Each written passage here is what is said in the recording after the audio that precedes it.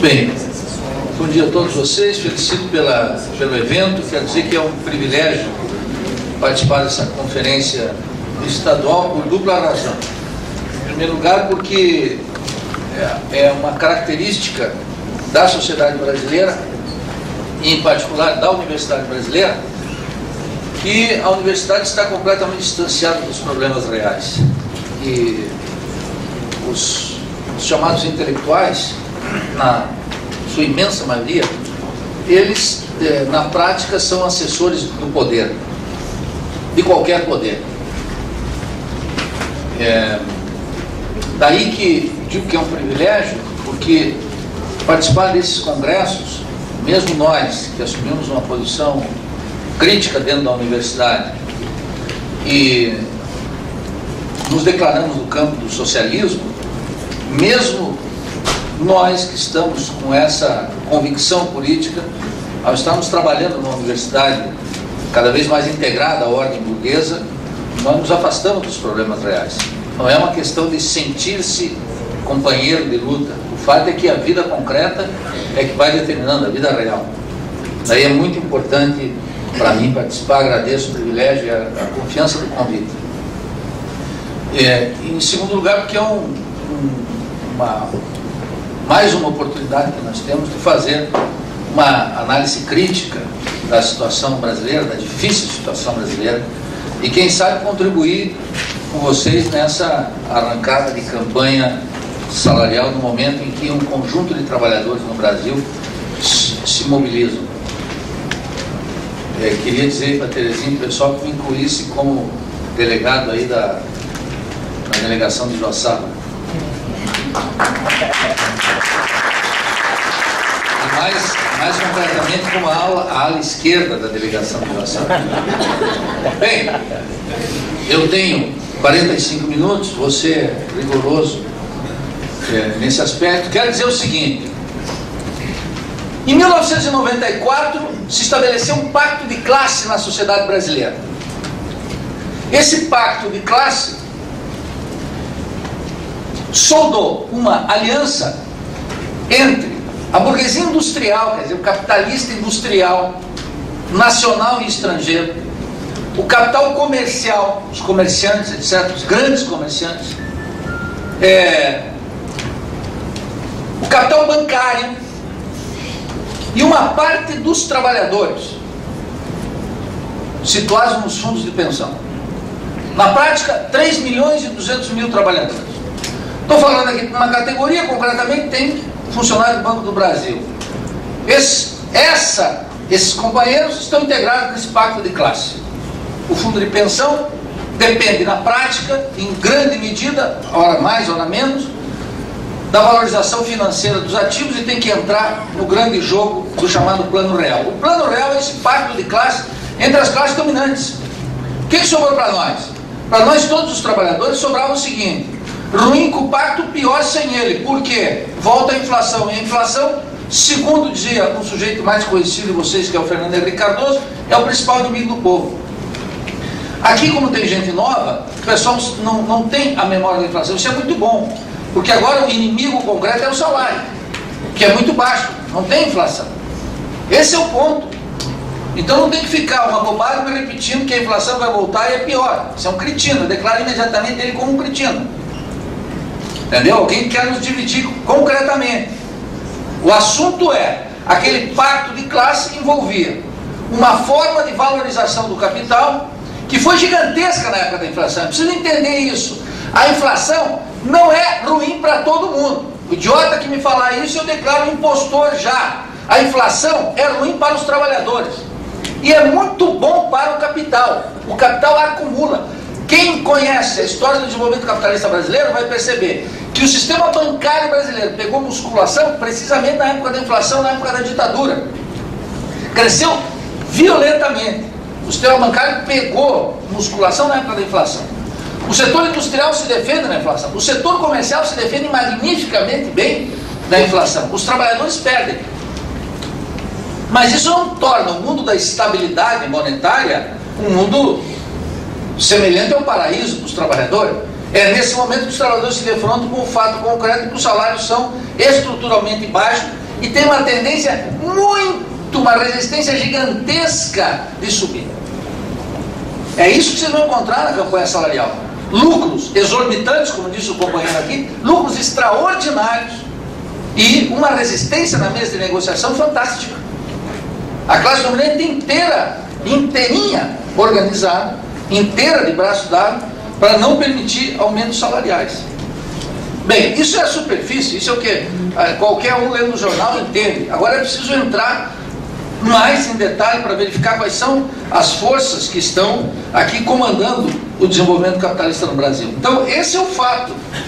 Aquele pacto de classe de 94 moldou os 8 anos do governo Fernando Henrique Cardoso, os 8 anos do governo do presidente Lula e o que vai da presidente Dilma. É esse pacto de classe que organiza a sociedade brasileira. Não é outra coisa. Quem quiser ver governo, não está vendo as classes, quais são os acordos entre as classes.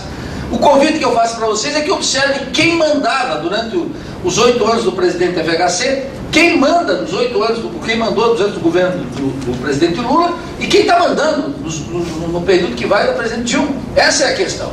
Os trabalhadores precisam entender isso, tirar suas pequenas paixões partidárias e observar esse jogo das classes sociais que estão aí, em que alguns enriquecem e outros empobrecem. Então, essa é a dinâmica essencial. Bem, esse pacto de classe tinha 3 postulados básicos, que é preciso dizer aqui.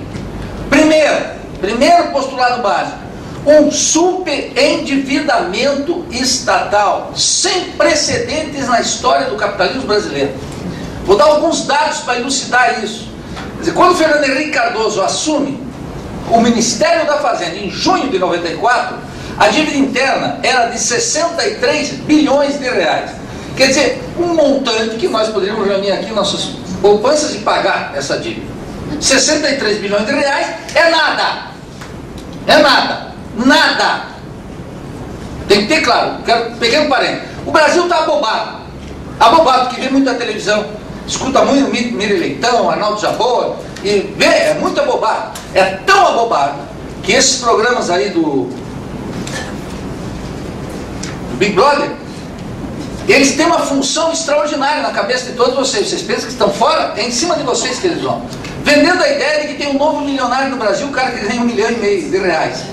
1,5 milhão de reais não é de grana, é para vocês, são todos pelados, ou para nós na universidade que somos pelados. Agora, 1,5 milhão quer dizer, não abobem. 1,5 milhão é nada, 2 milhões é nada, 4 milhões é nada. E os caras ficam ali, em massa, 80 milhões. De pessoas vendo aquela bobajada, dizendo assim, tem um novo milionário. Eu quero resgatar aqui o sentido de grandeza econômica, financeira. Entendeu? E ainda mais para bancário. Né? Se bancário não souber isso, não é um motorista lá, com meu amigo Freitas, que vai saber. Então, o que acontece aqui? Bem, essa dívida era de 63 bi, nada. Fernando Henrique, depois de 8 anos de mandato, deixou essa dívida em 740 bilhões de reais. Multiplicou por 10. 8 anos depois, com o presidente Lula, essa dívida foi multiplicada por 2. Chegou a 1 trilhão e 400 bilhões, sem contar a dívida do Tesouro. E agora, com a dona Dilma, com a dívida do Tesouro, está chegando quase a 3 trilhões de reais. 3 trilhões. Então, essa situação econômica, essa rapinagem, essa ciranda financeira que tem aí, ela não aparece na forma de inflação gigantesca, mas ela aparece na forma de superendividamento estatal, que vai cobrar seu preço, inexoravelmente. Quem vai pagar? Vocês, Leãozada. Vocês que vão pagar. A maioria do povo que vai pagar. Não pense que essa conta está sendo montada e depois vai ter alívio.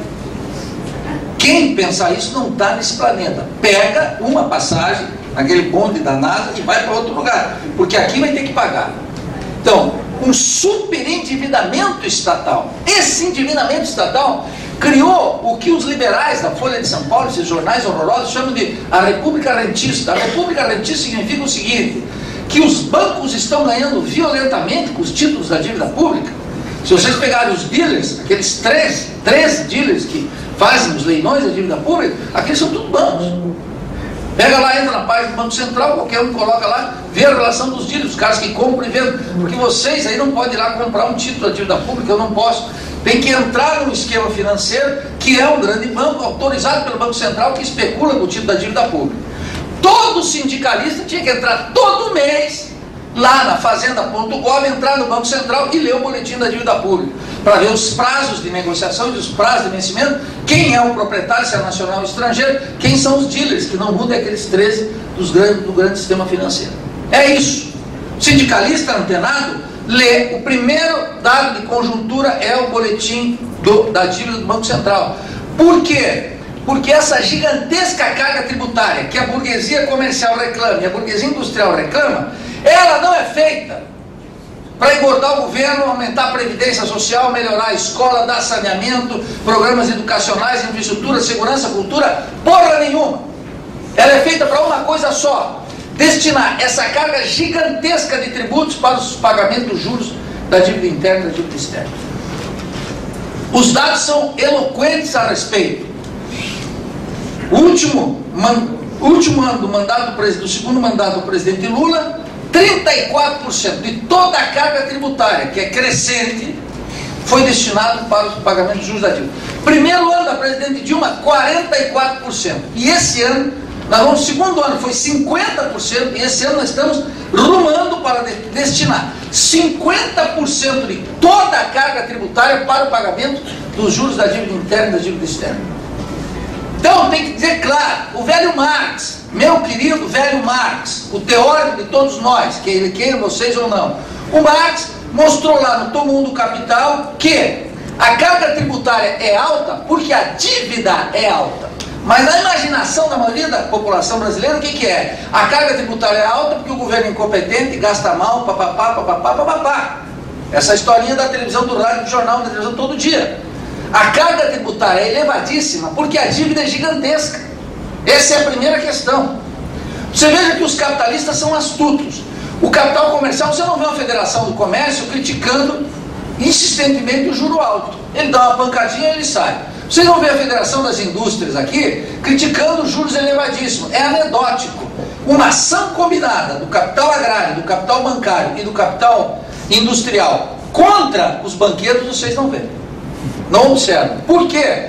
Porque tanto o capital comercial, o capital agrário e o capital industrial também estão especulando com os títulos da dívida pública. Esse negócio de que quem especula é banqueiro, esse é o rei dos especuladores, mas tem seus sócios menores. Todo o setor comercial, grande parte do setor industrial e grande parte do latifúndio, essa coisa horrorosa chamada agrobusiness, que ninguém que tenha 2 moléculas de consciência pode falar essa palavra, essa expressão, é latifúndio. Os fazendeiros, esses horrorosos, que fizeram do Brasil um grande, imenso latifúndio exportador, essa gente está especulando com os títulos da dívida pública. Eu posso depois no debate dar os dados, etc. Aqui eu tenho que passar o recado em linhas gerais, dar um esquema de interpretação do que é o desenvolvimento capitalista no Brasil. Então esse superendividamento interno é o que garante, em primeiro lugar, a chamada estabilidade monetária, o pacto de classe entre todos. Essa parte dessa dívida está metida nos trabalhadores, os 3.200.000 trabalhadores dos fundos de pensão. Meus amigos do Banco do Brasil, meu irmão lá em Joaçaba, e a rapaziada que está fora da austeridade.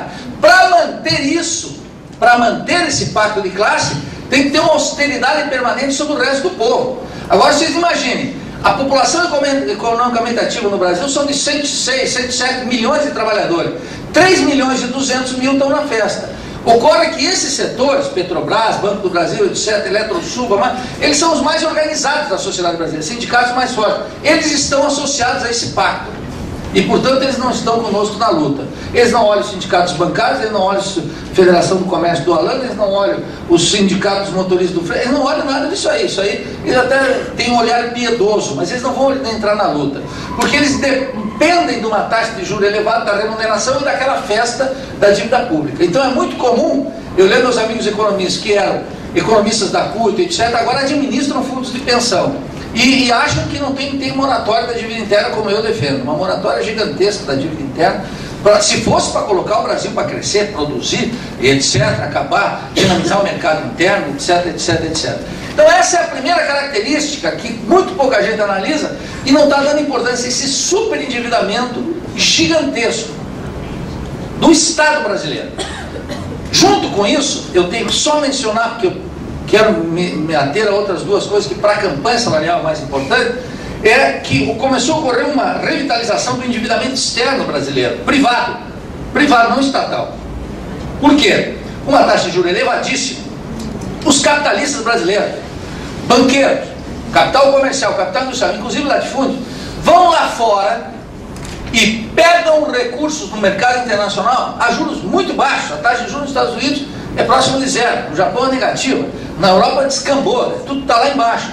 Pegam esses recursos, endividamento privado, trazem para o Brasil, passam para o Banco Central, que acumula divisas gigantescas, mais 300 bilhões de dólares, paga um custo financeiro para o Tesouro gigantesco para manter essas dívidas, essas reservas extraordinariamente altas, fazem as operações necessárias aqui, redescontam, pagam lá fora e trabalham com o diferencial da taxa de juros. Eu não sei por que vocês não se dedicam a isso, que é muito melhor ficar trabalhando numa agência bancária, com aquele gerente que tinham, com aquele presidente que é inaceitável e com aqueles salários que merecem ser destruídos. Obrigado.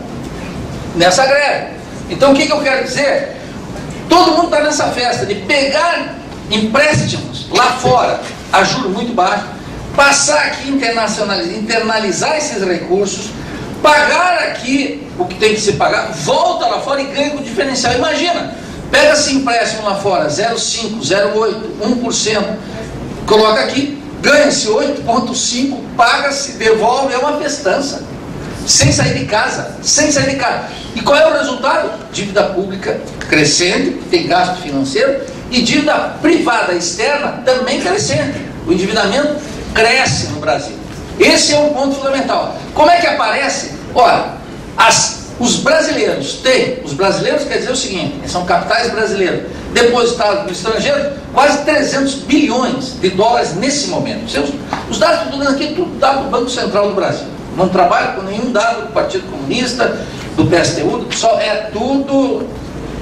Se tivesse uma outra transação mais radical, eu gostaria, mas não tem. Está todo mundo moderado, pedindo voto, essas coisas. Ninguém quer tratar de revolução social. Acho que vamos arrumar o capitalismo votando. Só na cabeça do curumbo mesmo. O que acontece? Acontece o seguinte.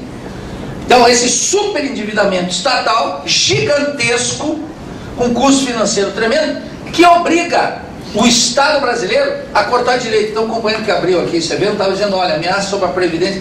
Isso é permanente. Então, jogo duro contra as negociações salariais, austeridade fiscal sobre municípios, sobre estados, etc. Observem como está o tratamento. Eu vou dar os dados. Nós precisamos, no mínimo, de 7, o nosso déficit habitacional é de 7 milhões. Imagine, ontem a dona Dilma estava inaugurando 2.000 casas, que tem na hora do Brasil. 2.000 casas. E vejam como, o ano passado, os recursos destinados para habitação no Brasil, que é o programa Minha Casa Minha Vida, foi 0,02 do orçamento. Quer dizer, o principal programa do governo da presidente Dilma, que está destinado a erradicar a pobreza no Brasil, que essa é a promessa da presidente, tem um programa habitacional minúsculo, uma nós. Percebe como é que é? Então, digo, isso nos dá, queiramos, e quero dizer aqui, ó, eu já vou esclarecer, trouxe aqui, porque tem muita gente, eu votei na Dilma. Fui antes era oposição a ela, durante o voto eu já estava na oposição e depois continuo na oposição. Eu só não queria voltar para a Idade Média com o Serra, Cardoso, a gente, mas isso não me faz perder a consciência. Esse governo não é dos trabalhadores, tem nada a ver conosco. Esse governo aqui é dos tubarões da sociedade, do sistema capitalista. Esse é o assunto. Eu votei, tenho que defender. Votei. A dinâmica do voto não muda. O voto eu só impeço pior, quando bem nos vai. Quando bem nos vai. Esse é o assunto que está aqui. Entendeu? Então, a questão fundamental é que esse superendividamento exige cortes sistemáticos nas áreas sociais. Todos os programas, mesmo no governo que tem vocação com o povo, e que não é um governo tipicamente neoliberal, etc., as ações sociais são pequenas. São pequenas. Absolutamente pequenas. Inclusive Bolsa Família. Num sistema capitalista, não tem que dar Bolsa Família, tem que dar emprego. O emprego, numa estratégia keynesiana, de Keynes, o Lloyd Keynes, defensor do capitalismo, é dar salário. Salário sustenta mercado interno. Só salário sustenta mercado interno. Do resto é conversa fiada. Então, primeiro pilar, superendividamento estatal. Segundo pilar, característica do desenvolvimento capitalista brasileiro. O desenvolvimento capitalista brasileiro está baseado na superexploração da força de trabalho. Publicidade, nildiana. Esse livro aqui é o livro de um brasileiro extraordinário chamado Rui Mauro Marini. Chama-se Subdesenvolvimento e Revolução. Pela primeira vez, depois de 40 anos, está sendo publicado em português. Saiu em francês, em italiano, em espanhol, está na 14ª edição, em inglês, tudo quanto é idioma tem. Era um brasileiro, exilado. Pela primeira vez, nós estamos publicando lá pela universidade o livro do Rui Mauro Marini, estamos vendendo aí a preços módicos, até um bancário pode comprar. Essa aqui, ele explica, o Rui Mauro explica, por quê? Porque o desenvolvimento capitalista brasileiro exige um padrão de exploração da força de trabalho gigantesco. Então qual é a conversa aqui? Entrando num assunto mais delicado, importantíssimo, que tem a ver diretamente com você. Uma resistência gigantesca no salário. A ideologia dominante criou uma conversinha que muitos de vocês reproduzem, que é a ideia de uma new middle class, uma nova classe média, tem aí. E tem uma nova classe média. Os intelectuais falam, os políticos falam, etc., mas ninguém quer participar dessa nova classe média. Eu, por exemplo, como professor universitário, não quero. Por quê? Porque a nova classe média ganha. Olha só, a nova classe média ganha até 3 salários mínimos, R$ 1.500. Eu estava dando uma conferência para os comerciários que estão aí fazendo a campanha salarial. Eles estão lutando para o piso aqui em Santa Catarina, 742. 70% de rotatividade no comércio. Por isso vocês vão no supermercado, aqui em Floripa, quando vocês vão no supermercado, todos não conhecem mais o caixa. Cada 15 dias muda tudo. Talvez lá em Joçaba a estabilidade um pouquinho maior, mas lá o capitalismo também é muito exuberante. Então o que acontece? Esse é o padrão. O desenvolvimento capitalista no Brasil, portanto, como mostra o Rui Mauro Marini de maneira clara num texto de 1969, está baseado na superexploração da força de trabalho. Superexploração da força de trabalho não cria nem nova classe média e nem turbina mercado interno, porque nos Estados Unidos, na França, na Inglaterra, na Alemanha, nos países centrais, no Japão, etc., mercado interno significa, sabe o quê? Salário alto. Só salário alto. Como é que foi feito nos Estados Unidos? Nos Estados Unidos foi salário elevado e protecionismo no mercado interno. Por que você acha que tiveram a guerra de secessão nos Estados Unidos? Porque o Norte queria a liberdade dos negros no Sul, etc. Isso não tem o menor sentido. É porque o Norte era protecionista e o Sul, que trabalhava na agricultura, queria exportar grãos. Já começou a ligar o tico com o teco, exportar matérias-primas para a Inglaterra. Os industriais do Norte diziam assim, de jeito nenhum, nós vamos fazer um protecionismo, fechar o mercado interno, os salários são altos, tudo que a gente colocar aqui vai começar um mecanismo interno. Salário alto com produção, o capitalista faz o quê? Começa a inovar em ciência e tecnologia, para tirar trabalhadores, e aí começa o ciclo virtuoso. Fizeram a guerra de secessão, cortaram a cabeça dos latifúndios do Sul e declararam o país não livre da escravidão e com o mercado interno protegido. É assim que faz capitalismo. Foi assim na França, foi assim na Inglaterra, foi assim na Alemanha, só tem esse jeito.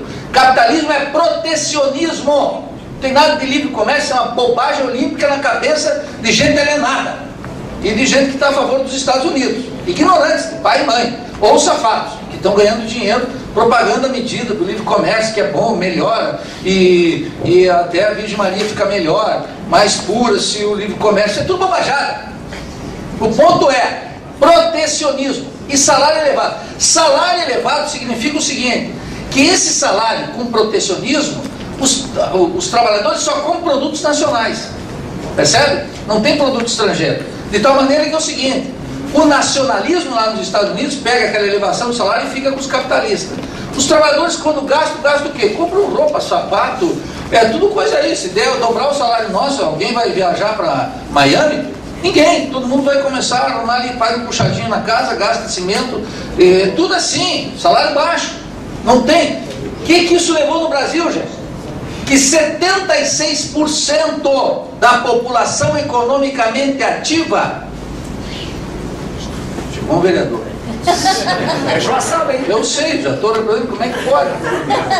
Chega atrasado e ainda vai sair todo mundo cumprimentando todo mundo. 70% da população economicamente ativa ganha até 3 salários mínimos, R$1.500. Isso significa o quê? Que quando impulsiona num país que tem 20% da população que controla 80% da renda e 80% da população que consome 20% da renda nacional, significa o seguinte: eis o êxito do Bolsa Família, que em amplas regiões do país, que estão muito miseráveis, porque 11% da população economicamente ativa no Brasil ganha até meio salário mínimo. Então, quando dá a Bolsa Família aí, explode o consumo naqueles setores da indústria ligeira: sapato, tênis, roupa, cueca, chapéu, papapá. Bom, o que acontece? Expandiu o consumo. A outra coisa é dar um empréstimo consignado, né? E aí o que acontece? Aparece o superendividamento das famílias, que o companheiro mencionava aqui na abertura. Por que o superendividamento das famílias? Porque o salário é baixo. Não é que o sujeito é irresponsável, vagabundo, não, salário baixo. Escuta, o superendividamento é uma característica do desenvolvimento capitalista nos Estados Unidos. Família, estados e municípios superendividados. Cartão de crédito nos Estados Unidos funciona, pô. Não é essa experiência bocó nossa. O cara vai lá no negativo, ele já se corta tudo. Lá nos Estados Unidos manda bala, senão não tem capitalismo. Crédito expansivo violentamente. O crédito aqui não pode ser assim. Por quê? Porque tem que manter o padrão de superexploração e salário baixo. Salário baixo, então não tem crédito elevado. O que os economistas, com esse sentido poético extraordinário, eles possuem um voo de galinha. Dá um e vai outro. E aí, quais são as medidas do governo? As medidas do governo é contemplar a multinacional. Tira o imposto do IPI das máquinas, dos carros, etc. Isso é apoio à multinacional, não é apoio à expansão do mercado interno, pô. Quero dizer para vocês, tem empresa multinacional e é um horror para o Brasil. Um horror. Só idiota para pensar que empresa multinacional é bom, que capital externo é bom. É péssimo. Vai lá, pega o balanço de pagamento e vê as remessas de lucros e dividendos das empresas para fora. Monta um rombo no balanço de pagamento, que aí a saída do governo é levar a taxa de juros, atrair capitais para fechar o balanço. Isso é uma idiotice completa. Para nós, é uma idiotice. Para a classe dominante brasileira, é uma forma de enriquecimento gigantesca e confortável. Então, esse é o ponto. Primeira característica, superendividamento estatal. A segunda, superexploração dos trabalhadores. De tal maneira que não teremos mercado interno para assegurar uma expansão capitalista sustentada ao longo do tempo duradouro. Não tem como fazer, exceto se mexêssemos na política de distribuição de renda, que tem que estar baseado no aumento vertiginoso do salário real, de incorporação de ganhos de produtividade e redução da jornada de trabalho. Coisa que, se vocês falarem, isso significa que eles vão dizer que o sistema cai, o sol não nascerá amanhã, no domingo não haverá fla-flu, vai diminuir o ar, o planeta vai incendiar e os idiotas todos vão aceitar. Tal como os fazendeiros diziam, os proprietários de terra diziam no século passado que a abolição da escravatura significava a inviabilização do Brasil. Fala em redução da jornada de trabalho para ver. Que tinha que ter já. Ganho de produtividade elevadíssimo. Não se incorpora no salário, teria que incorporar na redução da jornada de trabalho. Redução da jornada de trabalho sem redução do salário. Vamos deixar claro. Porque redução da jornada de trabalho com redução do salário significa só redução da jornada. E do salário. E o sujeito continua com tudo igual. Tem que comprar até a ração do cachorro igual. É tudo igual. Reduzir o salário e jornada significa que reduziu o salário.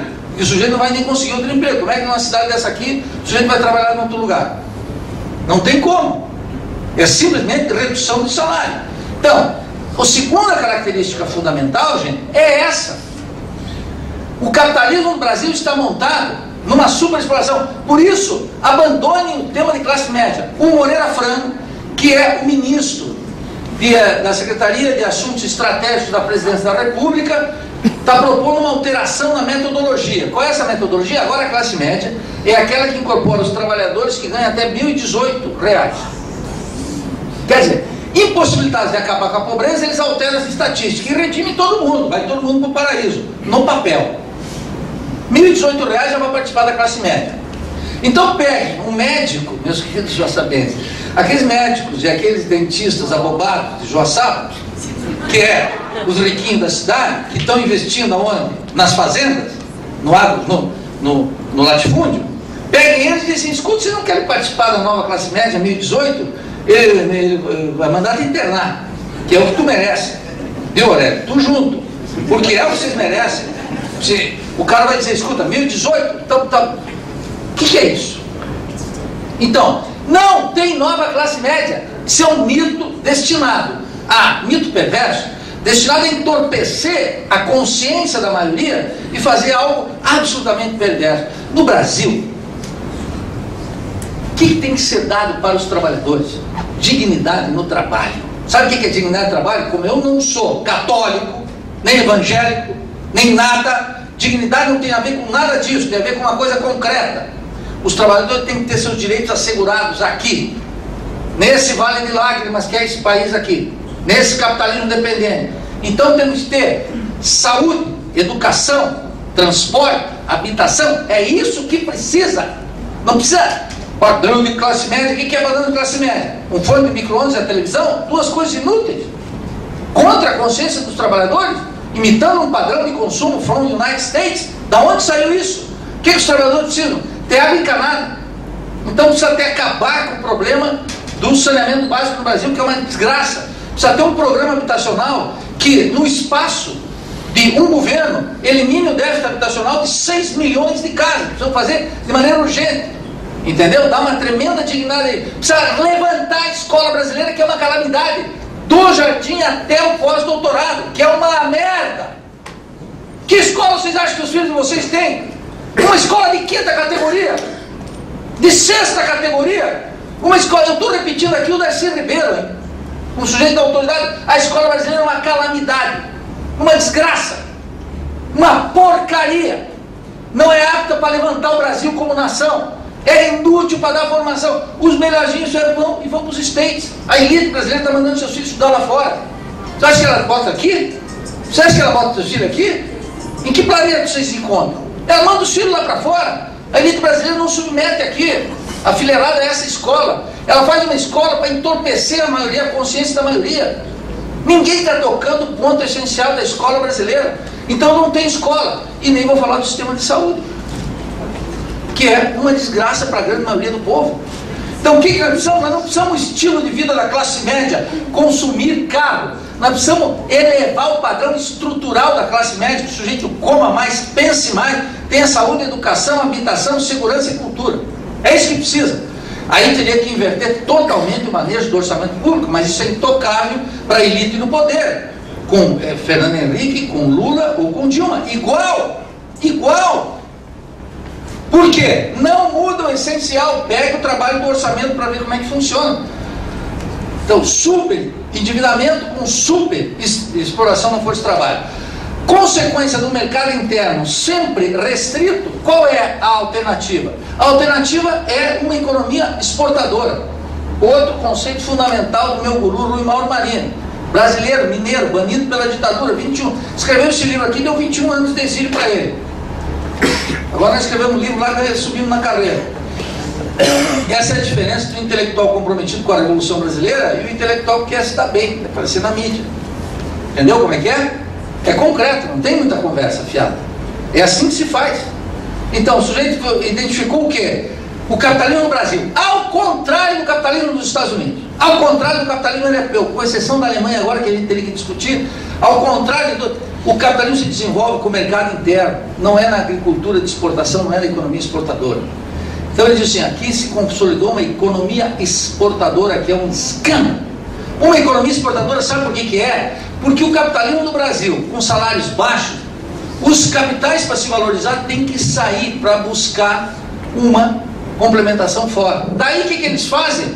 Tem uma ação brasileira do subimperialismo. O Brasil começou a comer, em vez de lutar pela integração latino-americana com Hugo Chávez, com Evo Morales, com Rafael Correa, com Cristina Kirchner, com Daniel Ortega, com Raul Castro, com a América Latina que está se levantando, o Brasil vê esses países não como integração latino-americana, mas como mercado para seus produtos.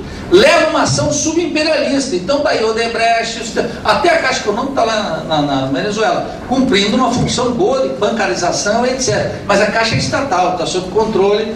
Maria Fernanda tinha 2 neurônios funcionando e fazia as coisas, mas em geral a ação das empresas brasileiras nos países latino-americanos é uma ação subimperialista, destinada a complementar essa necessidade de lucros elevados fora. O que nós estamos vendo? Um conjunto de empresas brasileiras realizam seus lucros fora, e outras estão pegando, que não são empresas brasileiras, são empresas multinacionais instaladas no Brasil, que utilizam o Brasil como plataforma de exportação para os demais países latino-americanos. A configuração dessa economia exportadora, que parece como um orgulho para muitos, é um desastre para o país. Porque na medida em que os lucros das empresas se consolidam fora, significa que podem manter os salários internamente controlados. O lucro não depende de sua realização no mercado interno. E é por isso que a gente vê aqui no Brasil 2 esferas de consumo muito claras. Uma esfera baixa, que todo mundo consome, etc., e uma esfera alta. Observem, é fácil, vejam. Nesse último período que todo mundo está tendo carro, o que a elite fez? Vejam a entrada dos importados no Brasil. 550, 600 mil veículos por ano. Manda vir no importado. Ah, o Jaci já comprou um carrinho? Ah, então o banqueiro disse, o Jaci já está de carro e manda vir um BMW. É aí que nascem os importados. Os importados cumprem a função de recordar que vocês são plebe. Quando a gente compra um carrinho, os outros já estão no andar de cima. E a bocosada vai tudo atrás já pensando no importado. Entendeu? É esse o assunto. A diferenciação social aí, a marca de classe colocada nisso é muito clara. Tem uma função muito clara, muito bem estabelecida. E a parte de cima, então, tem 2 esferas de consumo. Um consumo de massa, de péssima qualidade, etc., submetido, péssima qualidade, não digo só que o produto é ruim, a moda jeca, brega, entendeu? Põe aí. E uma esfera de cima, que é o alto consumo da burguesia. Aqui em Floripa, por exemplo, é evidente, né?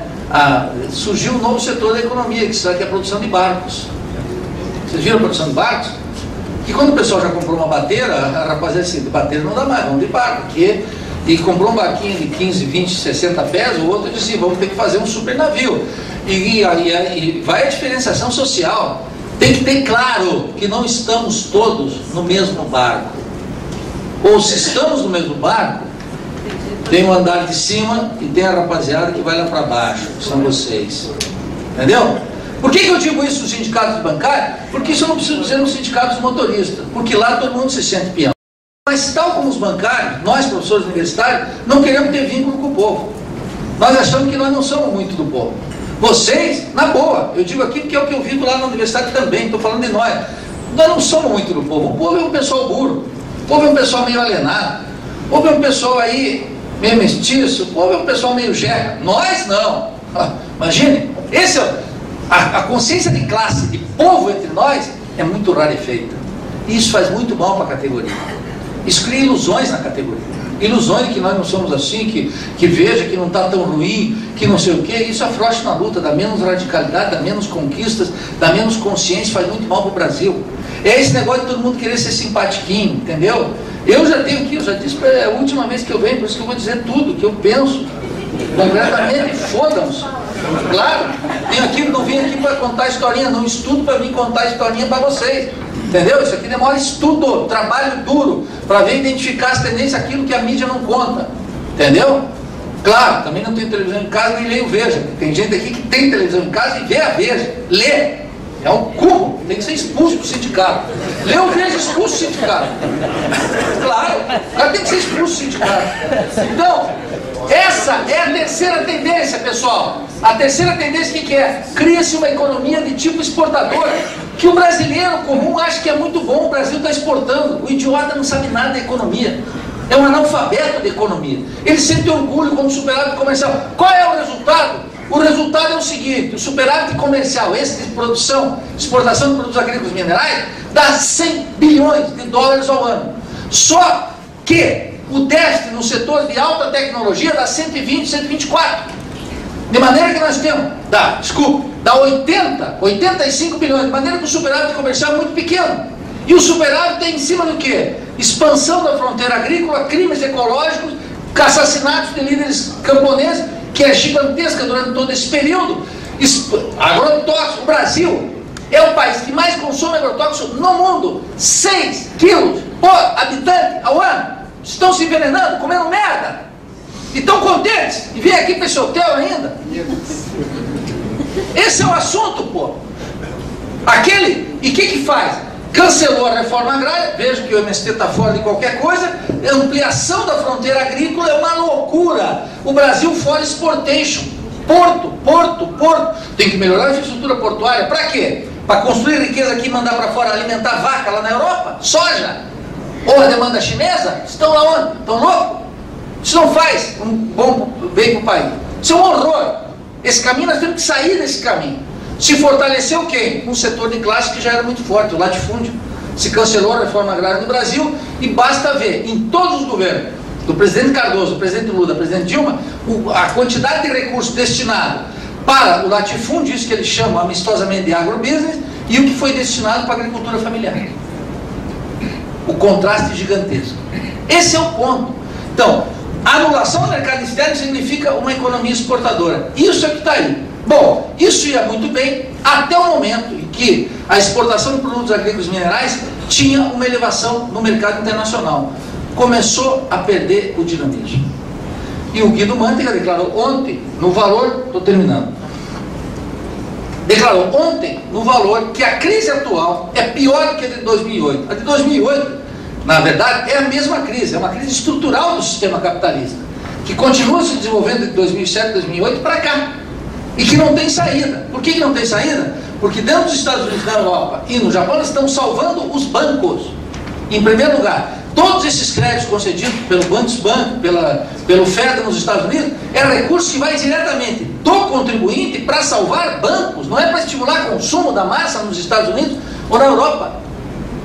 O Keynes já mostrou claramente isso. Diz, olha, os banqueiros são perversos. Os banqueiros têm uma propensão ao suicídio. Dizia quem? Eu nem vou dizer o que o Marx dizia. O Marx sabe o que dizia dos banqueiros?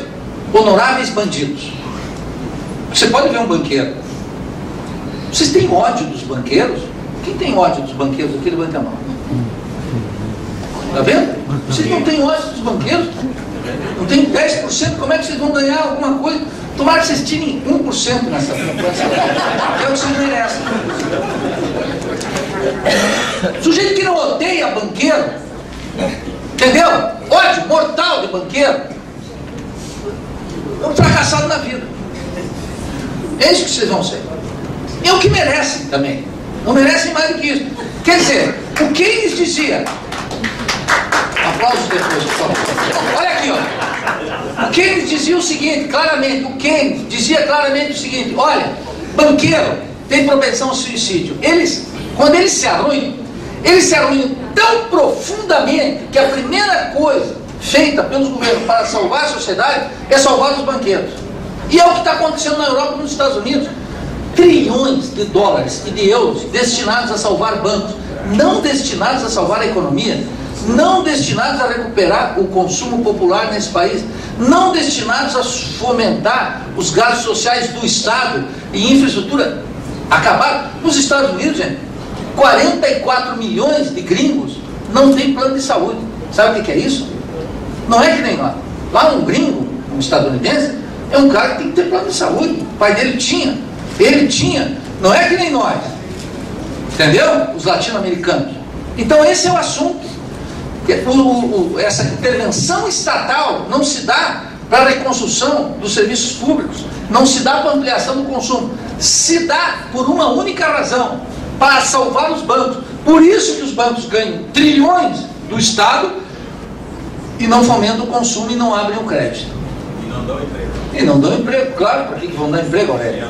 Só na tua cabeça para dar emprego, Aurélio. Não vão dar. Não tem como.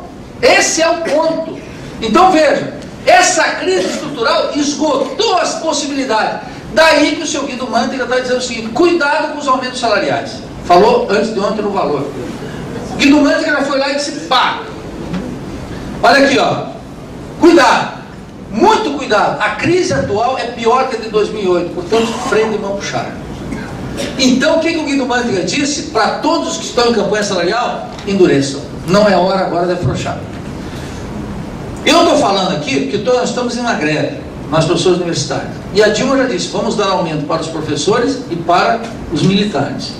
Já disse 2 vezes, mandou o Luiz Mercadante para ir certo essa greve. Mas a parcimônia é violenta, porque ela diz e o Mantega vai segurando. E quem manda é o Mantega.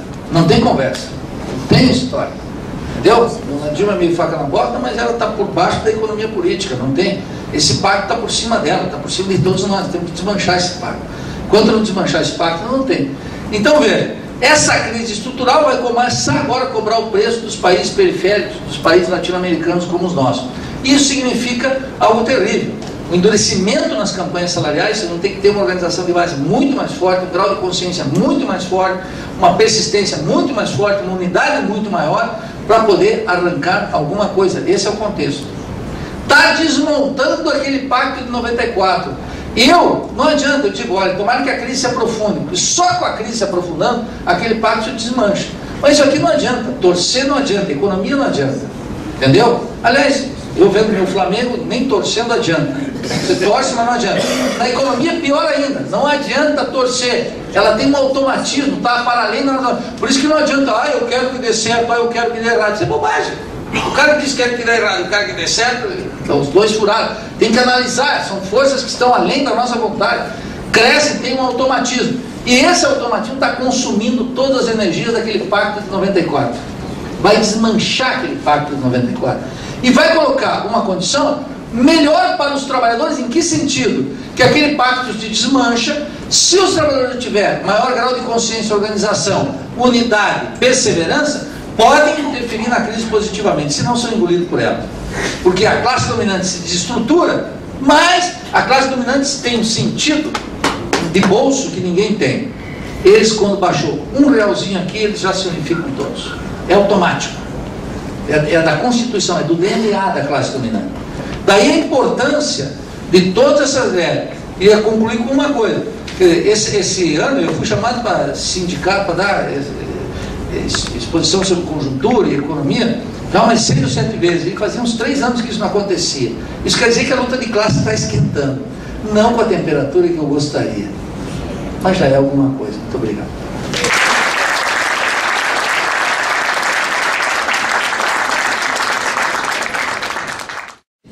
Quem vai explicar para a massa da população que é uma falácia a redução da taxa de juros? Você veja a função política da atividade sindical e da greve. Isso é o papel do presidente, professor. Veja, não só do presidente. Esse presidente está muito velho e cansado. Eu quero dizer o seguinte: veja a importância do sindicato para além da luta salarial. É nessa hora o sindicato explicar em cada praça catarinense, greve, em toda a agência bancária, preparar um documento especial, um panfleto, que mostre por que não reduziu a taxa de juros na ponta. Quais são os inúmeros mecanismos que os banqueiros têm de uma redução nominal da taxa de juros, a discussão das tarifas, do cheque, de toda a relação do sistema bancário, para oferir lucros exorbitantes e continuar fazendo com que o lucro cresça. Percebe? Então, essa é a função política do sindicato. Luta pelo salário e explica o mecanismo fundamental da economia política. Isso é uma tarefa intelectual decisiva no meio de uma campanha salarial. Então, para atacar o tema da taxa de juros, e aí tem que esclarecer, sabe quem são os primeiros a ser esclarecidos? Aqueles que podem explicar, que são os próprios bancários. Esclarecer a própria categoria de qual é o mecanismo da taxa de juros, qual é o lucro bancário de cada banco, mas um documento, uma cartilhazinha. Essa greve tem que parir essa greve. Essa campanha salarial tem que parir um documento sólido, que o primeiro que se instrumentalize seja um bancário, porque aí ele pode multiplicar a opinião. Vocês podem, se eventualmente tiver uma greve, aqueles 3 ou 4 dias de uma greve, tomara que seja mais radical possível, que pare o sistema bancário, o sistema de computação, que vocês tenham multa nos tribunais, e seja uma greve de fato, uma pancada no sistema, que paralise o sistema, porque essas greves não paralisam o sistema, vocês sabem, tanto quanto nós. Isso aí não paralisa o sistema. Incomoda um pouquinho, mas tem o caixa, eu faço tudo lá no eletrônico, velho. Aliás, eu nem sabia que vocês existiam mais. Durante a greve? Quando eu fui convidado, eu fiquei estarrecido. Digo, pô, eu vou falar para quê? Para aquele caixa eletrônico? Eu acho que foi uma conferência para caixa eletrônica. Você fazia isso durante a greve? Fazia durante todo o tempo. Furando a greve. Você, claro, pô. Escuta, não sou... Aqui, ó, eu sou intelectual, não sou bancário. Vem aqui. Estou falando para vocês não confiar em nós. Não confia em intelectual. Intelectual é tudo vendido. Se vende, eu sei como é que é, meus parceiros. Estou dizendo... Não tem conversa. Então, eu quero dizer, Zé, tem que ter um documento sobre isso sólido. E olha, eu lembro que o último documento que eu li sólido do sindicato é do Sindifisco. Que vocês sabem, é um sindicalismo de altos salários. O inicial é 12 mil reais. Eu tive agora, na campanha deles, fiscais da Previdência, Polícia Federal, fui lá dar uma exposição semelhante a essa, mostrar o que estava em jogo, eu fui vendo o que é. O inicial é 12 mil. Percebe? Essa gente, eles param os portos, eles paralisam os portos. Então eles estão fazendo toda quarta-feira uma atividade que paralisa o porto. Isso é prejuízo na veia, isso aí manda ajeitar logo. Sacou como é que é?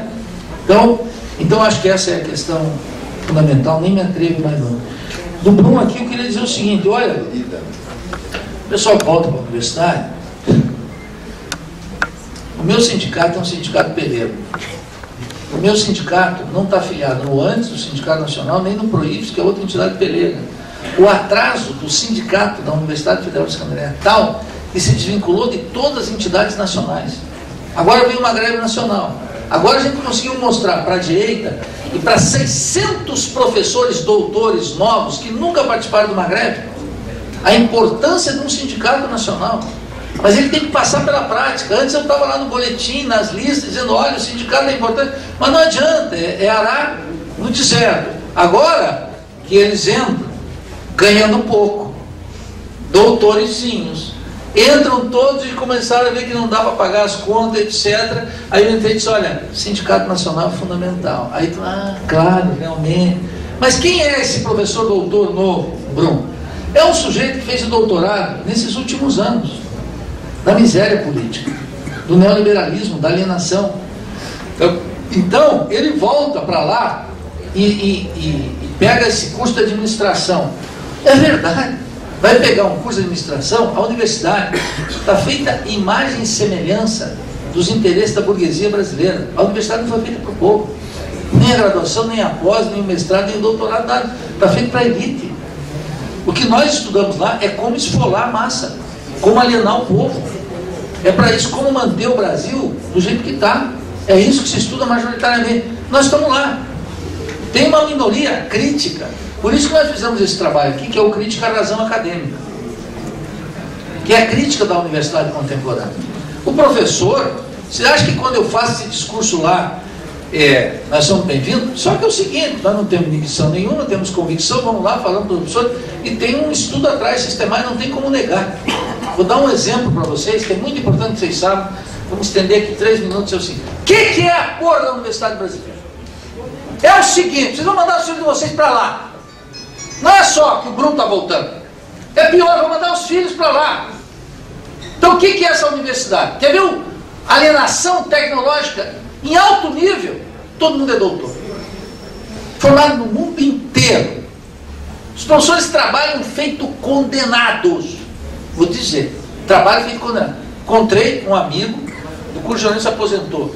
Falou comigo e disse assim, e aí, amigo?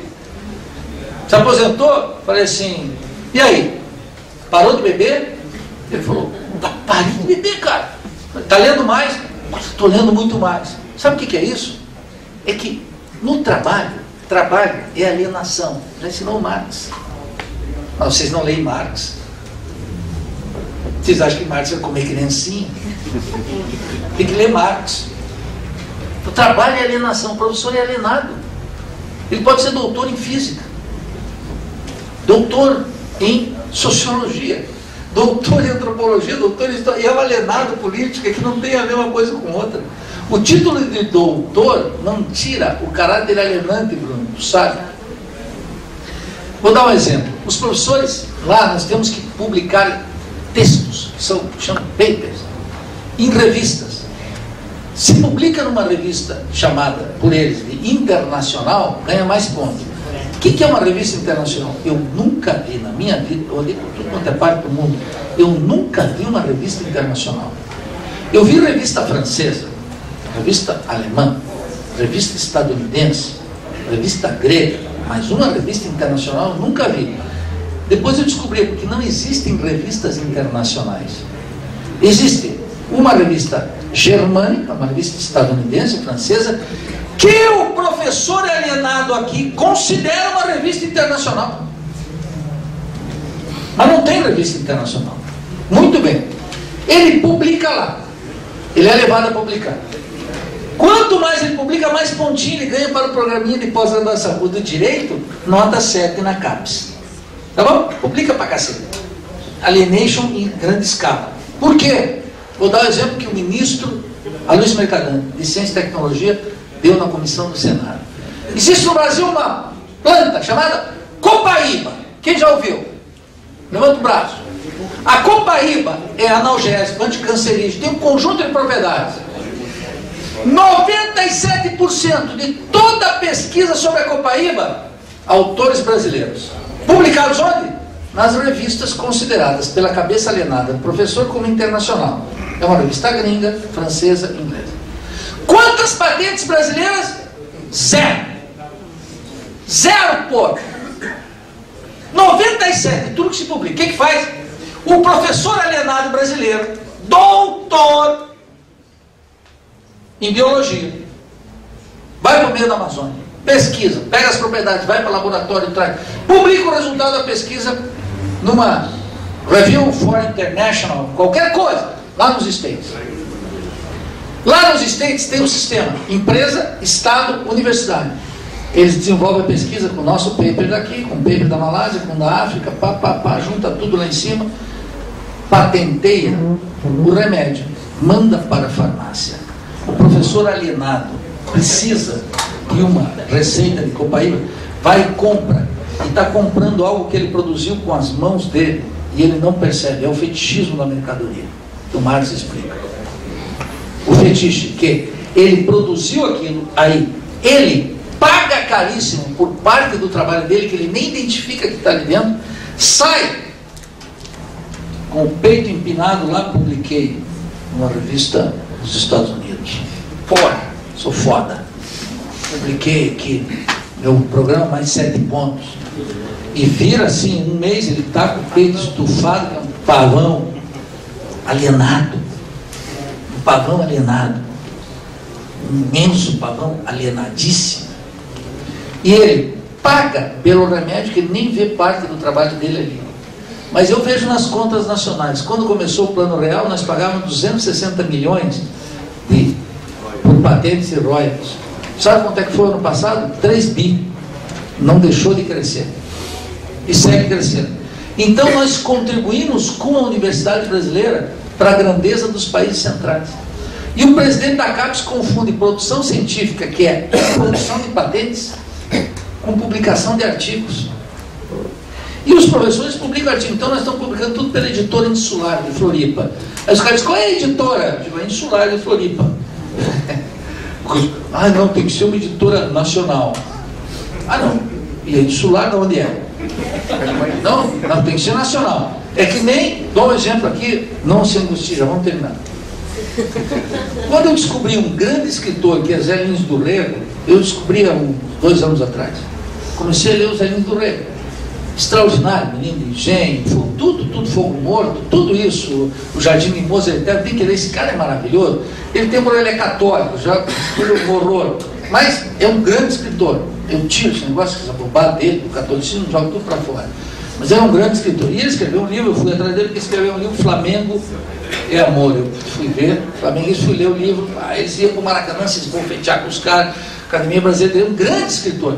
Aí eu fui ver o que é. A USP diz ali, a USP diz que ele é um escritor regional, que ele é lá do Nordeste. Eu digo, escritor regional? E os paulistas são o quê? Não, esses são nacionais. O cara está escrevendo como o Prado, Paulo Prado. Ah não, isso é um nacional. Escreveu em São Paulo, é nacional, escreveu na Paraíba, é regional. É assim, o professor está alienado, ele acha que tem que ser como Kant, um cidadão do mundo. Idiota nem sabe quando Kant disse isso. E nem sabe que o Kant nunca saiu da cidade dele, lá na Alemanha. Mas é um cretino. Então, alienado. Então o que eu quero dizer para vocês? O alienado, eu vim aqui, Bruno, descer a lenha nos bancários. Sabe onde é que eu tiro que vocês são alienados? É lá, da minha raça, da minha pele, eu corto na minha própria carne. É lá que eu descobri a alienação. Por isso que eu estou dizendo que aqui é pior ainda. Mas eu vim aqui, então, quero te dizer claramente, porque me convidou. Eu estou dizendo um sindicato pelego. Vocês estão numa condição melhor, não tem um sindicato pelego. Mas vocês têm que criar uma nova prática, eu não sei como é que vai ser. Não sei como é que vai ser. Mas eu estou alertando para o problema. Vocês vão ter que inventar aqui. Entendeu? Então, queria dizer para vocês finalmente que eu agradeço o convite por estar aqui. Foi um prazer voltar depois de muito tempo. Eu até achei que estava sendo boicotado. Eu achei que eu estava vetado. Aliás, não é só aqui. Eu falei para o pessoal da CUT lá, briguei, mas vocês da CUT me veem porque eu sou marxista. Só que na hora de explicar, liberalzinho, social-democrata, isso aí ninguém explica porra nenhuma, porque não sabe explicar. Somos limitados. E também não estudo também. Então eu quero dizer o seguinte, é um privilégio ter estado aqui, agradeço imensamente o convite e volto